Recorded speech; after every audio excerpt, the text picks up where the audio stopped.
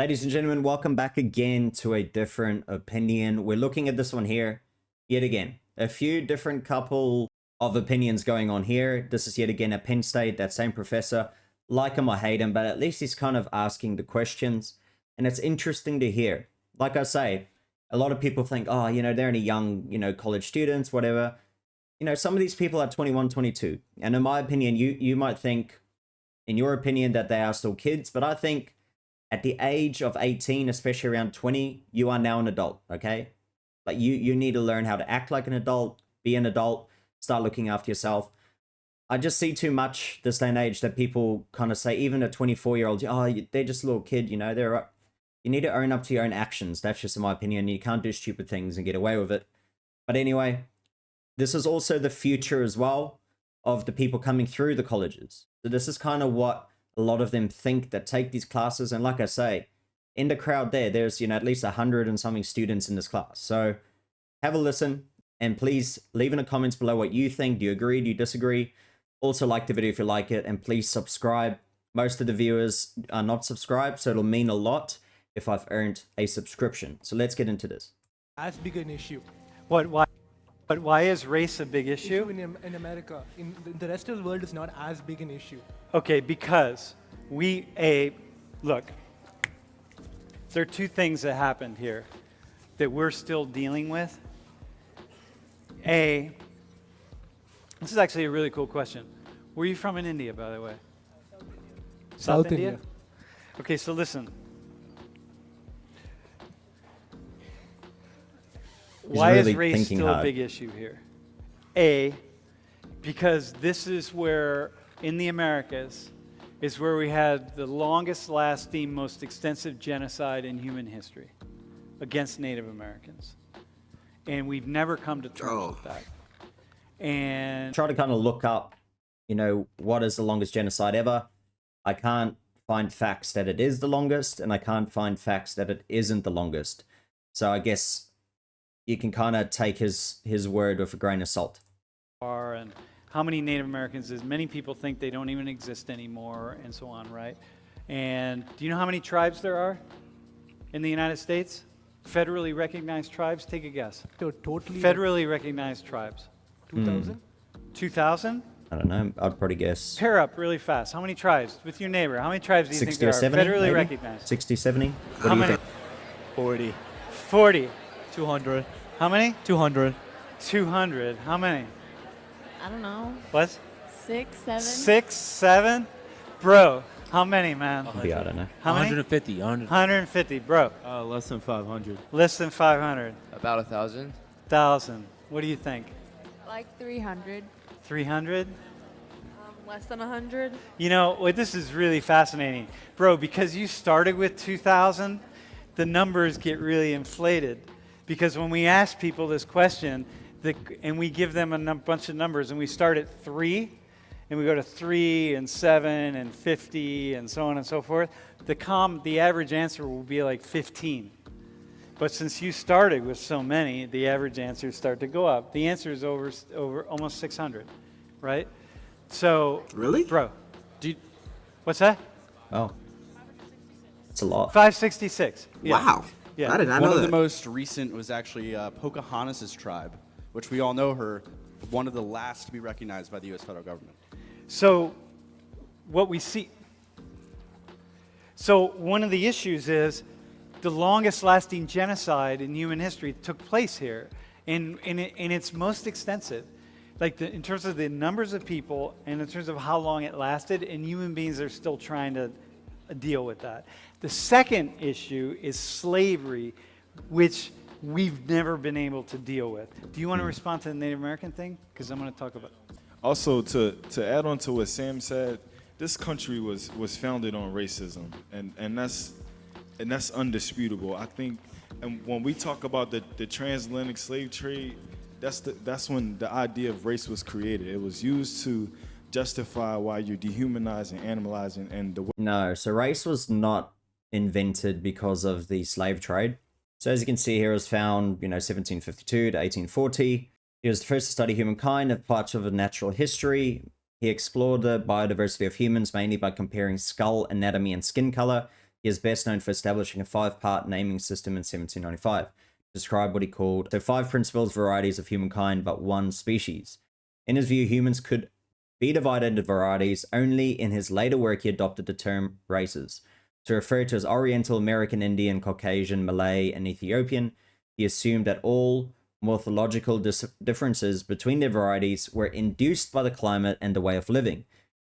He repeatedly emphasized that the difference in morphology were so small and gradual and transiently connected that it was not possible to separate these varieties clearly.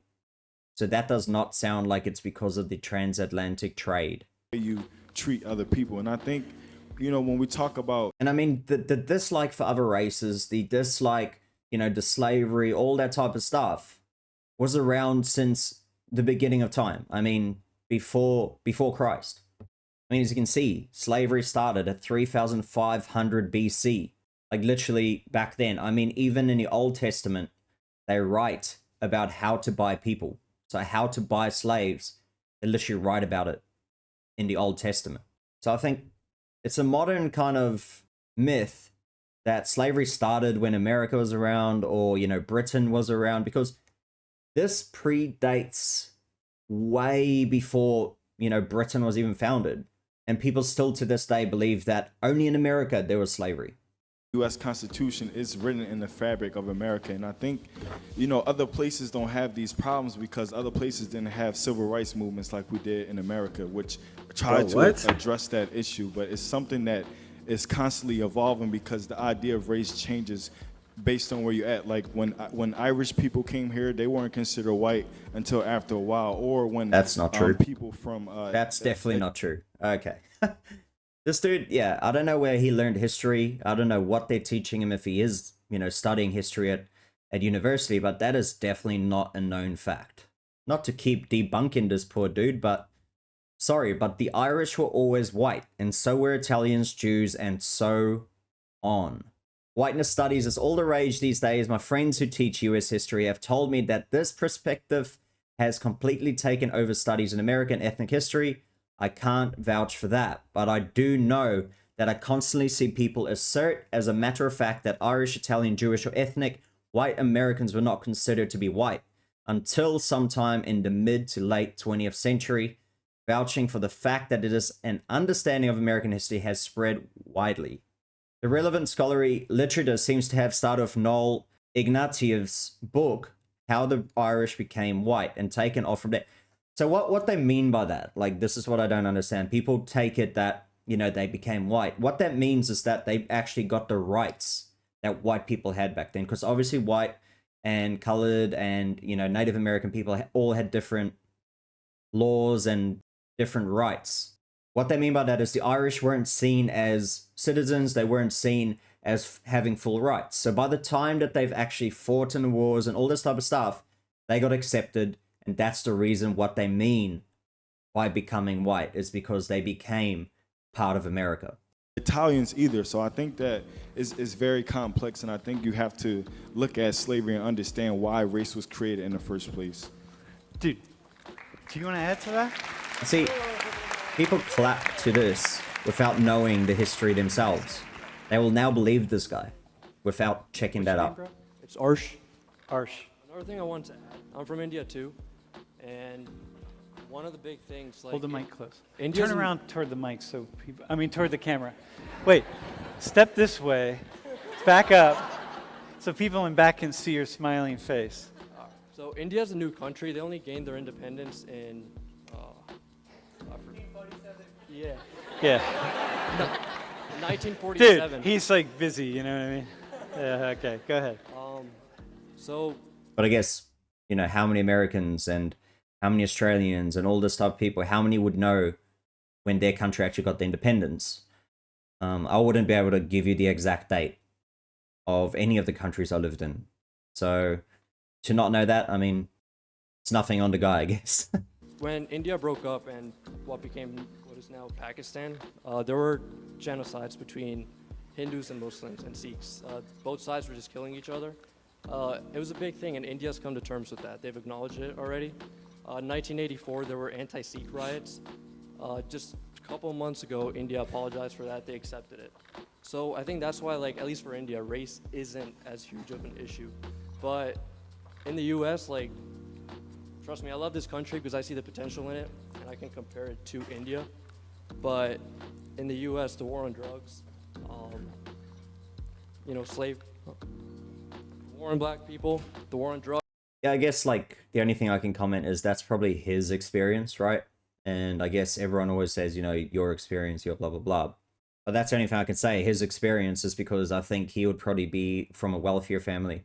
And we know that in India, the disparagement and the gap between the rich and the poor is gigantic. There is no middle class. It's either you're rich or you're pretty much living in the slums. So I guess his worldview of India is much better compared to that of the slum, I guess. Drugs, slavery, there's so many issues that have just not been talked about by our government. You know, even today, the war on drugs just keeps capturing.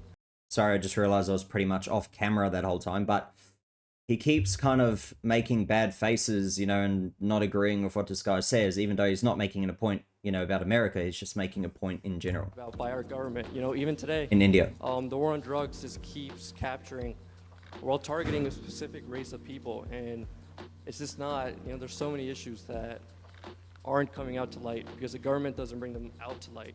And for me personally, when I compare India and the US, I think that's why race is such a big deal here. So I'll end on that one there. I mean, I can see where he's coming from. I mean, that's his point of view. I mean, that guy who was talking before would probably not agree with him at all, because obviously that's the whole point, right? To have different people, different opinions talking. And as the guy who, and look, I agree in a way because I feel like you are given the most rights in America compared to a lot of countries. You know, I mean, is the government perfect? Obviously not. Is the law and order there perfect? Obviously not. But compared to a lot of countries, you get way more rights. I mean, compared to in Australia, I mean, police have so much power compared to even America. I mean, compared to many countries, I mean, we're not even talking about countries like China. We're not talking about countries like South Africa. We're not talking about countries like that at all because we know what happens to those countries. People go missing. You do the wrong thing, you're gone. And yeah, in South Africa, I mean, even just thinking back when I was a kid, you know, I'll be driving in the back of the car with my granddad. I was young. And obviously over there, seatbelt is optional. But, you know, we get pulled over by a cop because we're going about 30 kilometers an hour. So about nearly 20 miles per hour over the speed limit. And, you know, you kind of just say, hey, how you going? You know, kind of like the old days where if they know you, they'll just say, oh, you know, just checking your speed, blah, blah, blah. I hope you have a good day. You know, just keep it down a little bit. But if you don't know them, you can literally just offer. So in South Africa, you can offer them, you know, 100 Rand, okay, which is about 10 Australian dollars, which will be about $6-7 US. You can offer them that and they will just forget about it. Do I think you should do it? No, I think you shouldn't do it, but you can do it in that country. That is just how corrupt South Africa is. And that's just one of the countries in the world, right? I mean, we know about that in Bali. You can do the same thing over there. So for us in Australia, we get so many rights, and in America, you get even more. So that's what I mean. It's a great country to live in for most races because it is very accepting and it's a very multicultural country, similar to Australia, similar to New Zealand, similar to many countries where everyone's equal under the law, technically. But anyway, I hope you enjoyed the video. If you did, please leave a like, comment as well. What do you think about it? What did you think about each of the talkers? Especially, you know, people believing certain histories when it's not actually the history, right? I mean, it's how people sometimes say, yeah, but it's my truth, when in reality, it's not the actual truth. So you're just falsifying lies to make your own argument sound better. But anyway, like I said, please leave a like if you liked it. Please subscribe. 90% of the viewers are not subscribed. So if even half of everyone subscribed, it'll mean a lot if I've earned it. Now, thanks for watching. I'll see you in the next one.